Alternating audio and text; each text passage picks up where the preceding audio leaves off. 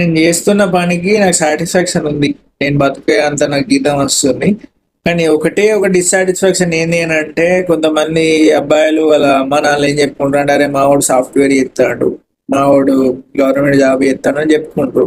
కానీ నాకు చెప్పుకోవడానికి ఏంటంటే పలానా ఎన్టీపీసీ లో వచ్చి పని చేస్తాడు అని చెప్పుకునే దానికి ఏంటంటే మా వాళ్ళు కొంచెం నామోషిగా ఫీల్ అవుతారు.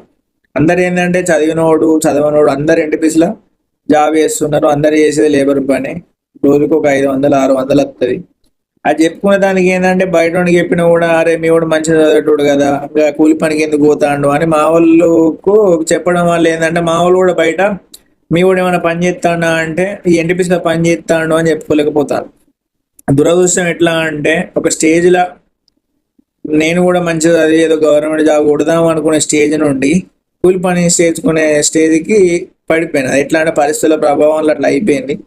కానీ ఏంటంటే మనం ఎట్లా బతికినా కూడా అవతల వాళ్ళు ఏంటంటే వాళ్ళకి ఏదైనా ఒక పాయింట్ దొరికితే ఎట్లా కించపరచాలి అనే విధంగానే ఉంటుంది. కాబట్టి వాళ్ళు ఎన్నో కొన్ని అనుకుంటూ ఉంటారు. నువ్వేంటి అంటే నీ ఇంట్లో సర్దుబాటు చెప్పుకోవాలి.